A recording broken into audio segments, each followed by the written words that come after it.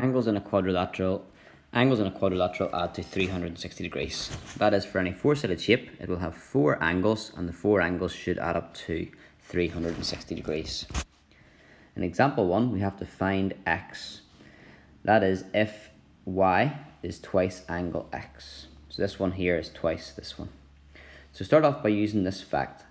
If we add the four angles together, that is the x plus the y plus the 110 plus the 70, we should get 360 degrees. Now this is a bit complicated because we've got two letters and we can't work out the value of the both letters when you only have one equation. So there's a little bit more information in the question.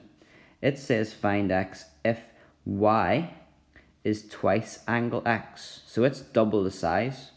So we could actually say, instead of calling this one y, it's double x.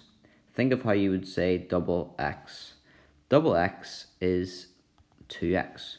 So instead we should write x plus 2x plus 110 plus 70 equals 360.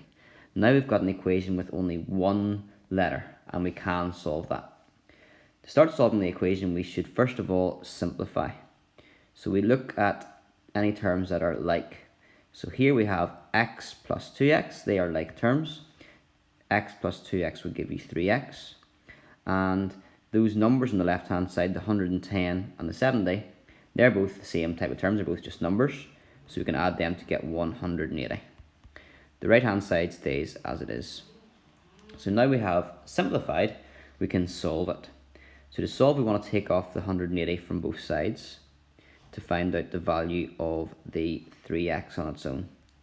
3x would be equal to 360 minus 180, which is 180. And if 3x is equal to 180, we divide by the number of x's to get what 1x would be, and that would be 180 divided by 3, which is 60.